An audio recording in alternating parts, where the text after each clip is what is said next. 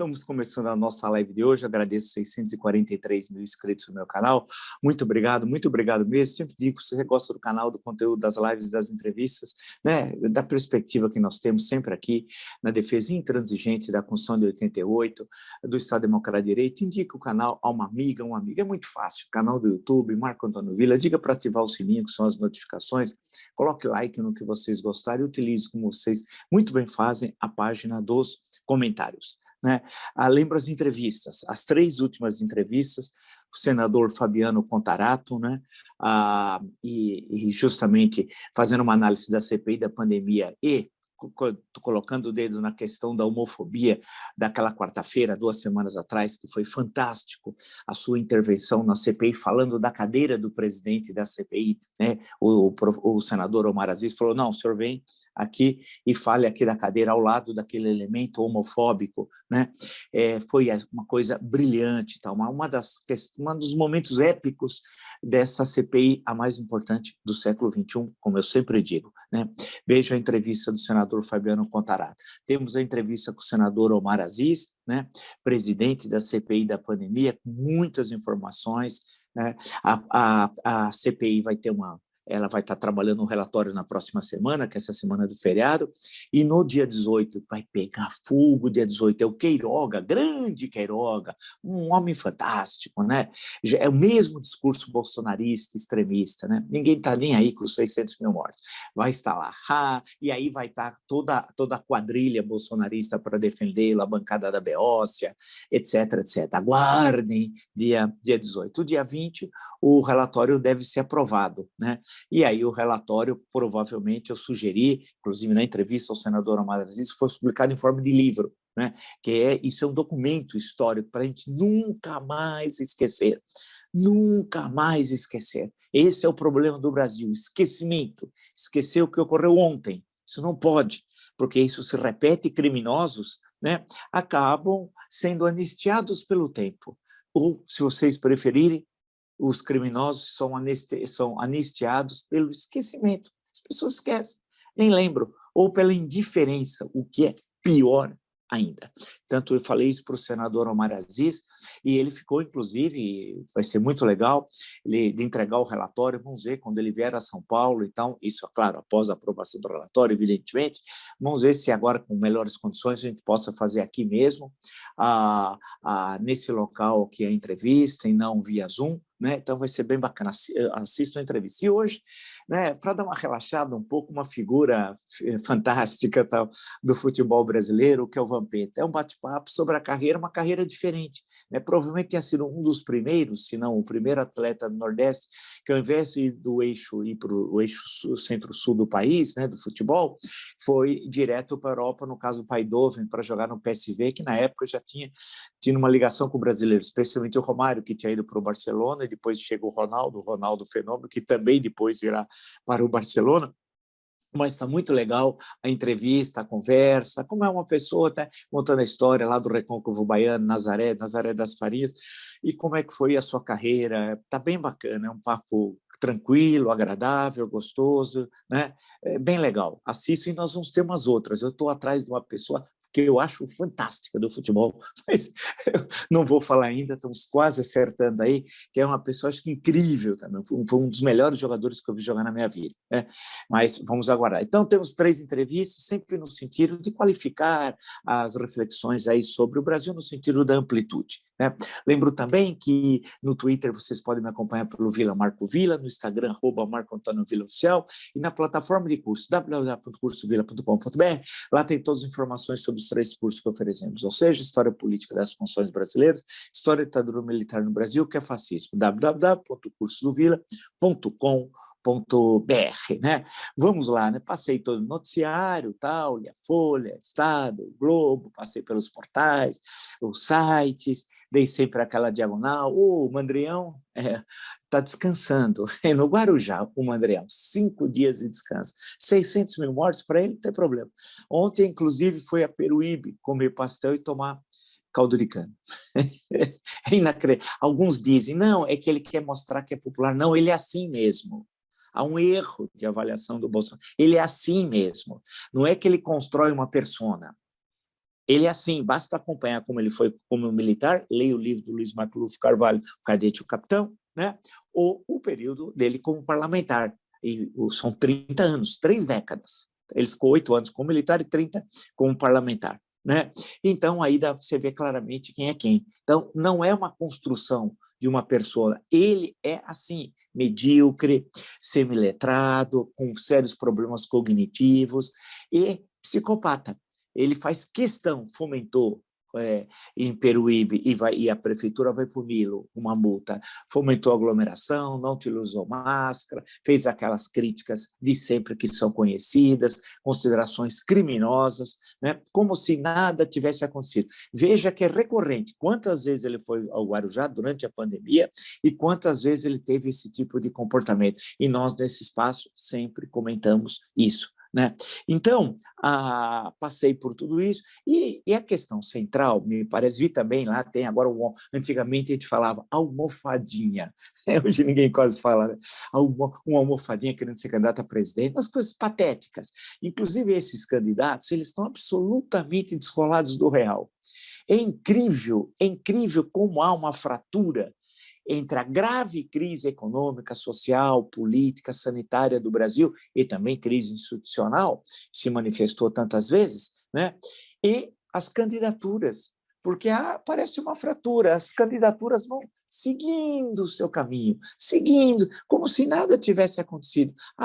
O A vai ser candidato, o B vai ser candidato, o C vai ser vice, qual é a composição? Enquanto isso, nós vemos a seguinte situação, Folha de São Paulo, citando a Folha, o Eduardo Cucolo, que escreveu hoje, né?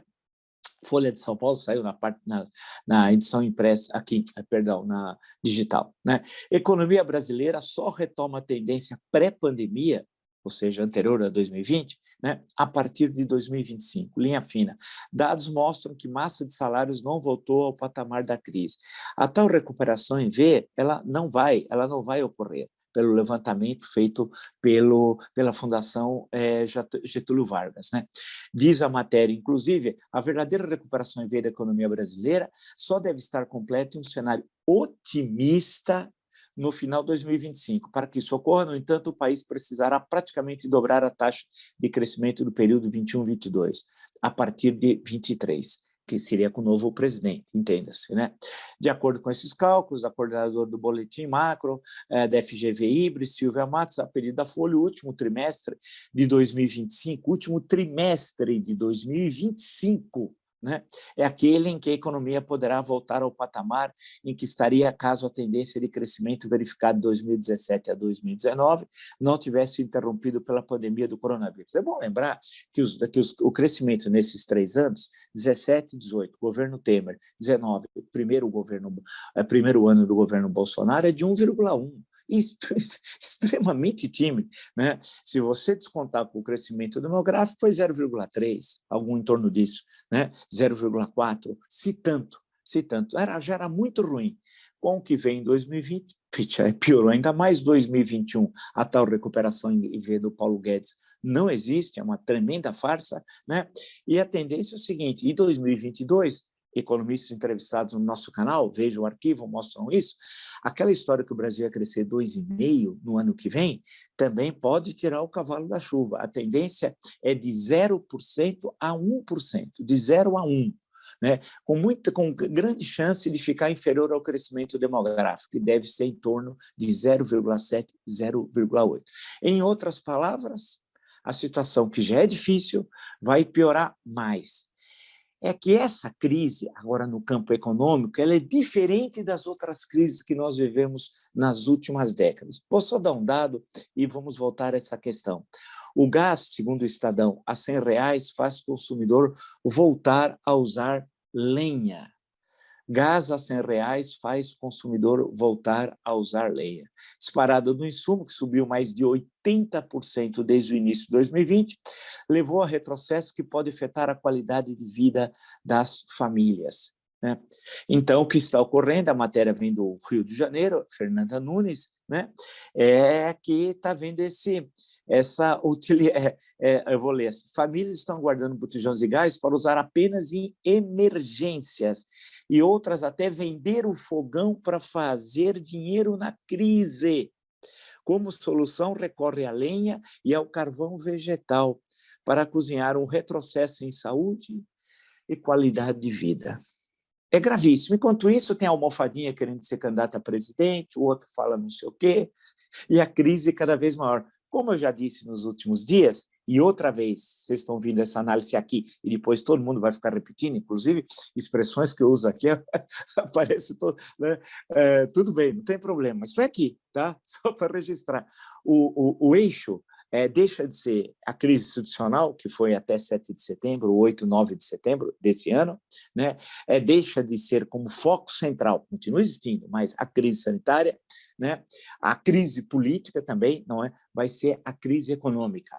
A crise econômica. E essa é diferente das anteriores, porque essa, especialmente da crise institucional, da crise política, porque essa pisa no calo dos mais pobres, que é a maioria da população brasileira. E por quê? Porque a pandemia agravou as desigualdades, já gravíssimas existentes no Brasil. Aumentou a concentração de renda e aumentou, por incrível que pareça, o número de milionários no Brasil, em plena pandemia. E agora, qual é o reflexo disso tudo? É isso que nós estamos vendo. E por quê? Por que você tem uma população de quase 40 milhões, entre aspas, de invisíveis, né? Tem aqueles que dependem dos programas sociais, né? O Bolsa Família, pode pôr o nome que quiser, e não há recursos orçamentários para o Bolsa Família para o ano que vem, vai ter de votar créditos extraordinários, algo que eu falei no dia que foi aprovado o orçamento, lá atrás, eu já tinha cantado a bola, registre, mais uma, né? E a situação, a tendência nesse cenário é o agravamento cada vez maior da crise econômica e atingindo os que vivem em extrema pobreza. Então, a notícia do Estadão aqui, que ninguém só está usando gás em extrema emergência, estão usando lenha e alguns venderam, inclusive, o fogão, é um fenômeno que nós não temos em crises recentes do Brasil. Né? Ou seja, ele é muito mais grave, muito mais profundo, porque a pandemia agravou ainda mais. Você tem os milhões de desempregados, você tem os que já estavam fora do mercado de trabalho, o mercado formal, os tais invisíveis, né? Tem os sequelados que nós não sabemos ainda o que vai acontecer, não só o custo para o Estado, mas o custo para as pessoas, para cada um deles, o que significa levar esse vírus e como é que esse vírus vai agir dentro do seu corpo, né? Criando que tipos de dificuldades físicas, né, emocionais, etc., que vai ocorrer, os sequelados estão aí, né, então, que vai demandar o SUS, mas não isso, as pessoas não vão poder retornar ao mercado de trabalho como gostariam. Então, nós temos uma situação que eu insisto, faltam estudos acadêmicos sobre o quê? Nós temos, claro, até um amigo lembrou corretamente, que nós temos estudos na área de sociologia das religiões sobre os evangelhos, que estão muito presentes nessas igrejas, essas denominações religiosas, a forma correta, né? Nas periferias. Então, você tem muito estudo para entender como é que consegue captar, como é que faz os rebanhos. Hoje eu não quero nem entrar nessa questão, porque eu soube tantas coisas sobre essas igrejas ontem, que eu não quero nem falar das coisas que eu soube terríveis. Tal. Mas vamos só ver as grandes regiões metropolitanas. Né? Então, você tem esse tipo de estudo. Aí tudo bem, mas eu estou querendo outra coisa que eu estou falando aqui. É que não há estudos para entender que famílias são essas que vivem na periferia, em que condições sociais, né? Os graves problemas ainda que nós temos de saneamento básico, inclusive porque o censo que poderia nos dar essas informações, né? Está essa luta para ser realizado, porque não há recursos suficientes, e o governo não está nem aí com o censo. Né? E não está nem aí também com a ciência e tecnologia, cortaram 90% do orçamento, inacreditável, que tem de pressionar o Congresso para que esses recursos, que mais de 600 milhões, sejam devolvidos ao Ministério da Ciência e Tecnologia. Isso é fundamental. Eu ia até comentar isso no Jornal Cultura quando teve a notícia, mas não houve tempo. Mas é uma coisa assim, um verdadeiro absurdo isso, um verdadeiro absurdo. né? Então, isso possibilitaria as bolsas CNPq-CAPES, né? E ter esses estudos sobre as grandes regiões metropolitanas, na verdade, não só agora, mas já tem um pouco mais atrás, aquilo que eu sempre digo, as grandes interpretações do Brasil que nós conhecemos, né, no século XX, elas não dão conta da complexidade das enormes contradições nas regiões metropolitanas, com 5 milhões, com 10 milhões, com 15 milhões de pessoas. Regiões metropolitanas que têm vários municípios, a de São Paulo tem quase 3 dúzias, né? Ela não há uma divisão efetiva entre um município e outro, há uma continuidade, né? E como que esses problemas estão presentes e gravíssimos, cada vez mais graves. Então, aí, de forma clara, né? Então, a situação que nós estamos vivendo, nesse sentido, ela é extremamente difícil, né? E há um desconhecimento disso tudo. E essa crise econômica está justamente ali, nas grandes regiões metropolitanas, onde elas mais se manifestam. Porque naquelas regiões, historicamente, onde a pobreza esteve presente, semiárido nordestino, ponto, uma delas, né? Isso continua na mesma situação, e as pessoas sobrevivem naquelas condições terríveis que nós já conhecemos. Agora, nas grandes regiões metropolitanas, a situação é extremamente grave. Então, quando vem essa questão de não usar mais o gás só em extrema emergência, usar lenha e alguns que até venderam o fogão, né, é o desespero. Isso está em todas as principais regiões metropolitanas do país. Aí nós vamos ter um agregador diferente. A crise econômica, cada vez se aprofundando, e esse trimestre isso vai estar claro, ela vai jogar combustível, né? Vai jogar combustível, só lembrando que nós temos a inflação de alimentos, né, disparou, né? A maior, agora, o mês passado, desde setembro de 1994, inflação de combustíveis, tudo isso, né? Então, o que vai acontecer? A crise econômica, ela vai catapultar a crise política e provavelmente a crise institucional. É muito provável. Ou seja, então aí vai haver uma inversão nessa espécie de dominó. Qual é a peça que vai derrubar as outras? E aí o jogo começa a cair, né? Vamos lembrar a música, eu lembrei agora do show transversal do Templo de Elis Regina, né? E da música do Ivan Lins e Vitor Martins e tal. Então, a possibilidade é essa, né? De você, eu estou falando do show, viu? Porque é transversal do tempo, eu sei, porque vai alguém falar assim, eu conheço muito a Elis Regina, e aí nós temos referência ao Aldir Blanc, João Bosco, tal, mas estou falando justamente da referência Caio Rei de Espadas, Caio Rei de Ouros, etc., que é a música do Ivan Lins e Vitor Martins. Mas tudo bem, fechando o parênteses e voltando e não perdendo o fio da meada, né? Então vai ser diferente. Nós vamos assistir nesse trimestre, então, agravamento contínuo, né? Vai ter mais denúncias de corrupção envolvendo o Paulo Guedes, equipe econômica, né? Temos a CPI da pandemia, que a entrega do relatório vai ser bombástica, aguardem a semana do dia 18, aguardem, Queiroga depondo, vai ser uma guerra na segunda-feira, uma guerra, gritarias, interrupção de sessão, pode garantir. Aí vai a bancada da Beócia, a bancada do genocídio na CPI, vai tentar aprovar o seu relatório, vai inventar, que já estão escrevendo, claro, com as mãos sujas de sangue dos membros do Ministério da Saúde, Pazuello, tudo aquilo, grande Pazuello, aquele que anda com motorista particular, pago por você, por mim, por nós, em carro blindado, sem máscara, mora no hotel de trânsito. Para o Pazuello, criminoso, o hotel de trânsito virou moradia definitiva. É inacreditável. E o Exército permite. Comandante Paulo Sérgio, onde o senhor está? Alto comando, e o homem está na ativa. Sabe quanto ele ganha? R$32 mil para não fazer nada, o vagabundo. Mas se fosse só vagabundo, um homem ocioso, um mandrião, nessa situação, por incrível que pareça, eu diria tudo bem. Não, ele tem as mãos sujas de sangue da morte. Ele é responsável pela morte de 250 mil brasileiros, quando ministro da Saúde, né? E esse pessoal está fazendo o relatório, contra-relatório, o relatório da bancada do nazifascismo, a bancada da Beócia, a bancada da morte, para se contrapor ao relatório que vai ser aprovado do relator no dia 20, na quarta-feira. Então, isso também vai agitar bastante. vai agitar bastante, porque há um desejo de entregar o relatório para o Tribunal Penal Internacional em Haia. Não sei se dois, três senadores iriam até Haia para entregar ao Tribunal Penal, não sei ainda, isso não está claro. Na semana que vem nós vamos conversar com outros membros da CPI e vamos conversar também sobre esse tema. Mas tudo isso é importante.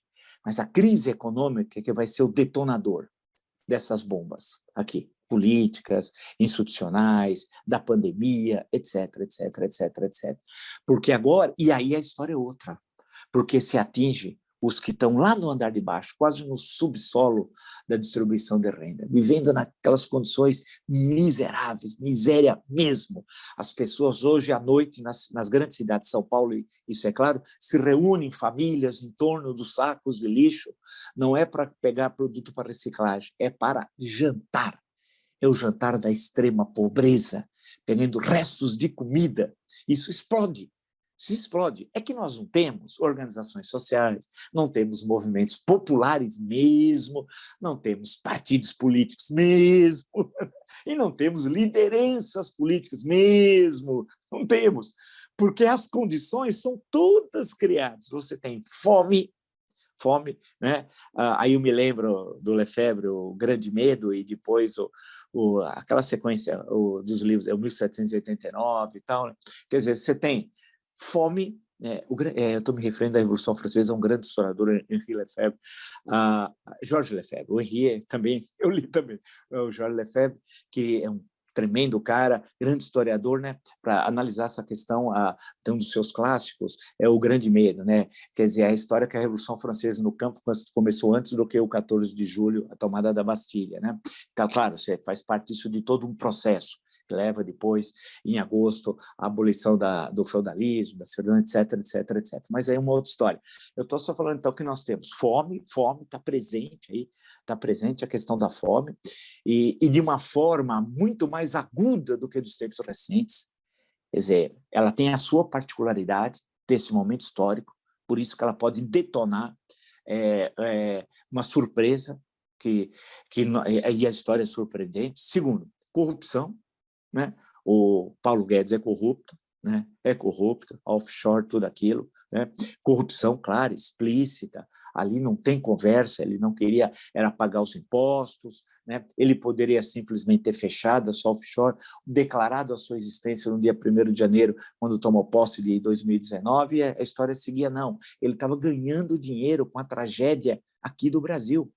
É a tragédia aqui do Brasil e a disparada do dólar que prejudicou milhões de brasileiros, mas não prejudicou Paulo Guedes, que estava lucrando com isso, sendo um agente dessa tragédia. Ou seja, no mínimo, para ser educado, é conflito de interesse.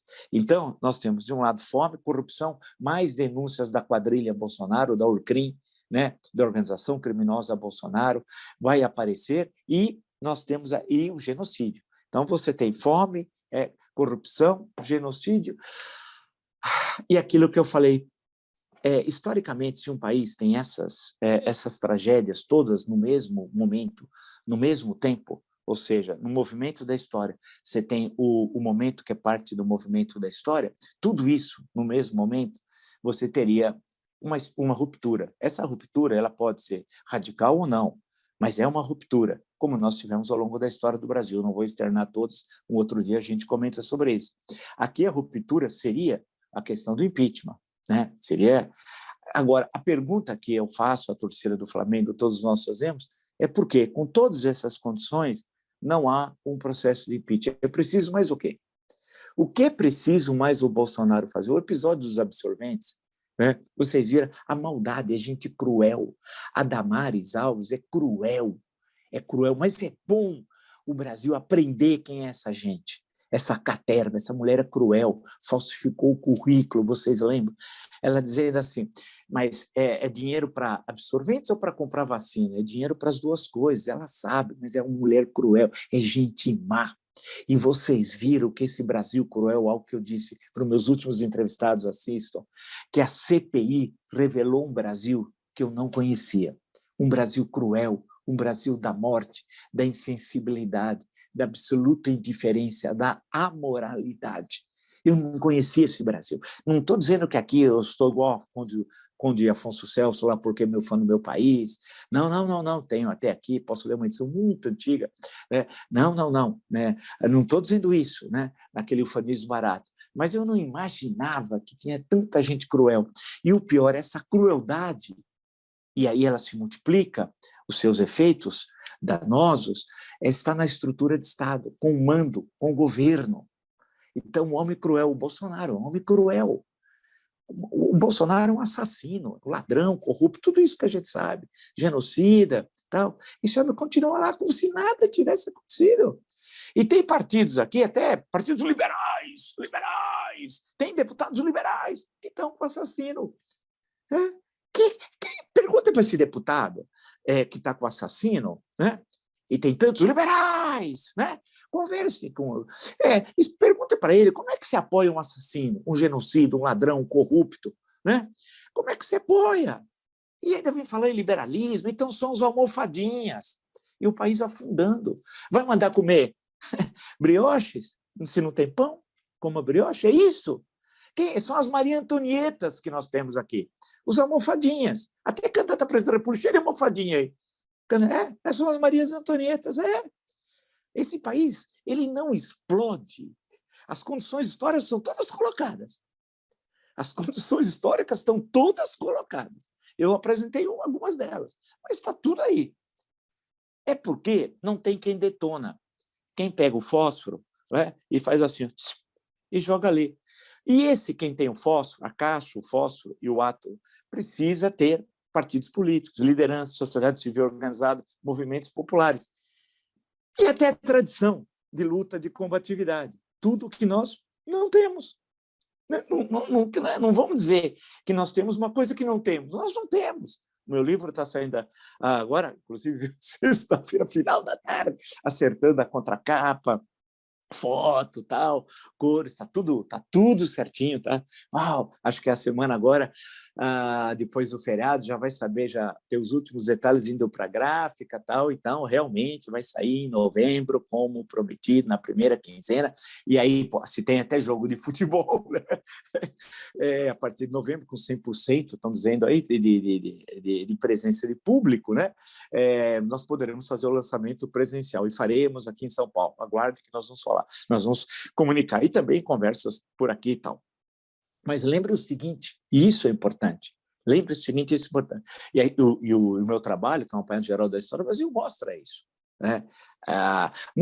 Eu estou vendo até uma discussão sobre a questão de escravidão na Folha de São Paulo, muito pobre, por sinal, paupérrimo, né? Eu fico só vendo, não meto minha colher, não, porque tenho tanta coisa que eu estou estudando aqui, e nós não temos essa tradição do embate, da combatividade. Eu não estou falando que nós precisamos de guerra civil, não é nada disso, viu? Registra, tem pessoas que não conseguem entender a problemática, e aí chega a conclusões equivocadas, não, de mobilização, de ira cívica, daquela ira cidadã, né? Daquela ira sagrada. Estou lembrando os trechos lá do Menestrão das Alagoas que eu já citei aqui. Né? É isso, essa ira santa, essa indignação.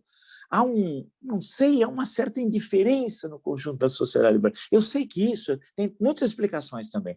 Desilusão com a política, acreditar em muita gente e votar e depois se decepcionar, problemas de ordem pessoal, desemprego, problemas no campo familiar, um certo desânimo com o Brasil, muita gente querendo ir embora, o que eu não gosto disso. Né? Mas as pessoas querem ir embora.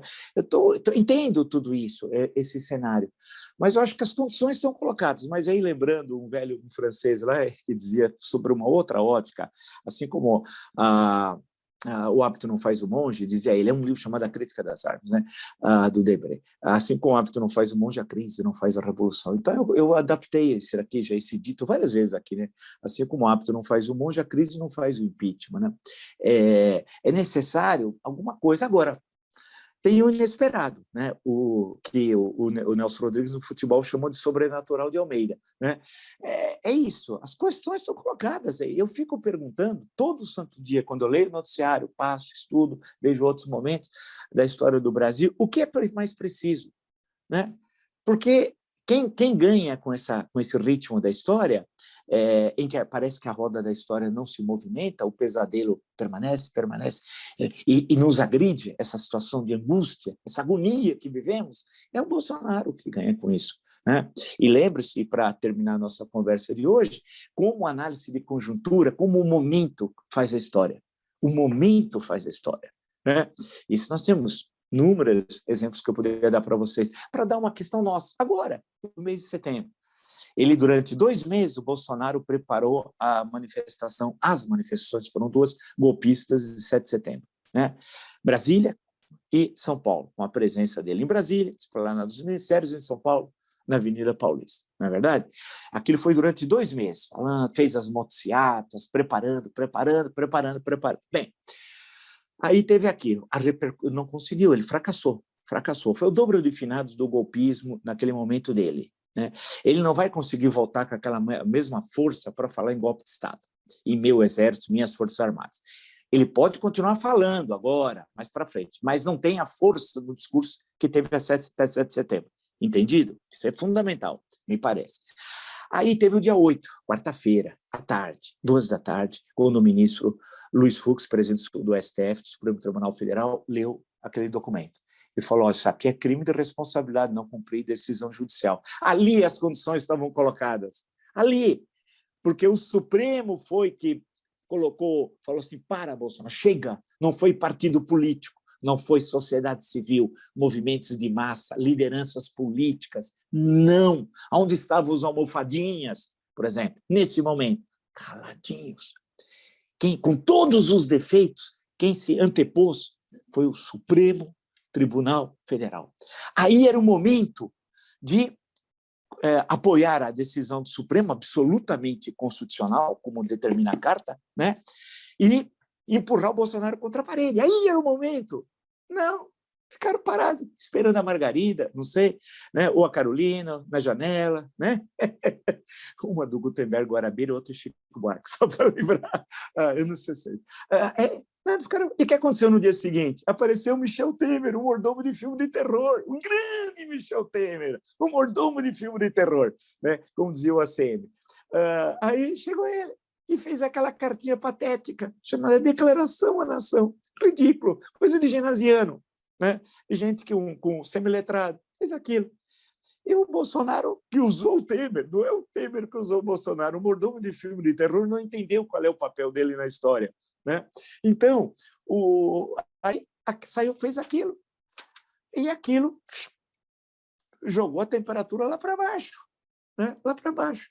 E por quê? Porque no dia anterior não teve nada, a não ser um republicano, Luiz Fux. E, claro, contou com o apoio dos demais ministros, com todos os defeitos que o STF tem. Mas se não fosse ele, nós estávamos numa ditadura. Hein? Eu sempre digo isso. Aquele era um momento histórico. História se faz assim. Ninguém fez nada. Aí veio a carta, aí a temperatura aqui, com essas lideranças, com esses partidos, com essas organizações de massa que eu não sei onde estão, só se estão na padaria fazendo massa, ou no capelete, no nhoque, né? Não aconteceu nada. E passou o mês inteiro. Agora, veja, ele já voltou outro dia no cercadinho, né? Lá.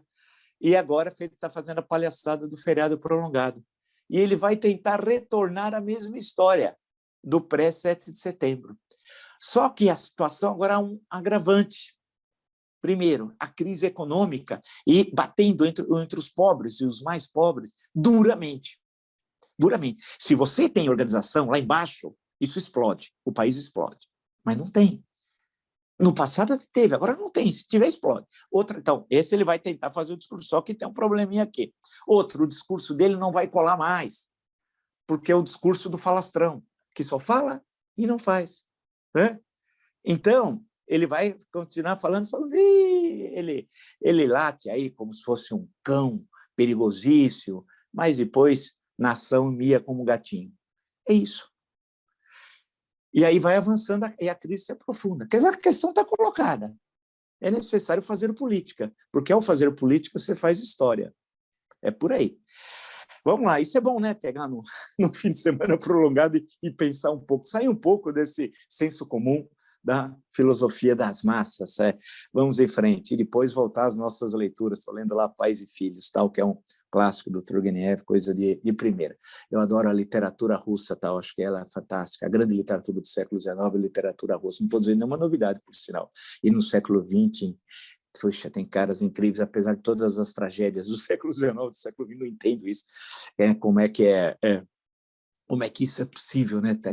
Tão bela, tão dura, e grandes escritores, né? Inclusive agora alguns mais recentes, relativamente, que estão sendo traduzidos agora, gente que começou a publicar nos últimos 30 anos, né? Mas por esse é uma outra história. É isso, né? Vamos em frente, então. A ideia sempre aqui nesse espaço é isso: pensar, pensar, pensar, pensar. Tá? Se você está entre os 643 mil inscritos no meu canal, muito obrigado mesmo. Sempre digo, se você gosta do canal, dos conteúdos das lives, das entrevistas, indique a um amigo, uma amiga. É muito fácil. O canal do YouTube, Marco Antônio Villa, diga para ativar as notificações, coloque like no que vocês gostaram e utilize, como vocês muito bem fazem, a página dos comentários. Né? Lembra as últimas entrevistas. Tá, super legal. O senador Fabiano Contarato, né? Já disse, já expus a razão, né, que já tinha, inclusive nós tínhamos uma entrevista com ele lá atrás que fizemos, e essa entrevista estava extremamente interessante, senador Omar Aziz, presidente da CPI da pandemia, e hoje, né, vendo uma figura que é interessante, eu quero pegar um pouco no caso, especialmente do futebol, algumas histórias de vida, nós vamos colocar geralmente nos finais de semana, né, e eu peguei justamente a história do Vampeta, porque é uma coisa diferente, um atleta do Nordeste da Bahia, né, e que foi direto para o futebol europeu, deve ter sido um dos primeiros, ou o primeiro, né, que a tendência sempre era vir para São Paulo e Rio. Tal. Então, é interessante, é legal, as questões que ele levanta são bacanas, e é bom também ver esse olhar, eu gosto muito do futebol. Né? Lembro também que no Twitter vocês podem me seguir pelo Vila Marco Villa, Instagram, @Marco Antônio Villa Oficial, na plataforma de curso, www.cursovilla.com.br, tem os 3 cursos que oferecemos: História Política das Funções Brasileiras, História da Ditadura Militar no Brasil, o que é facílimo, www.cursovilla.com.br. Nos encontramos amanhã. Até!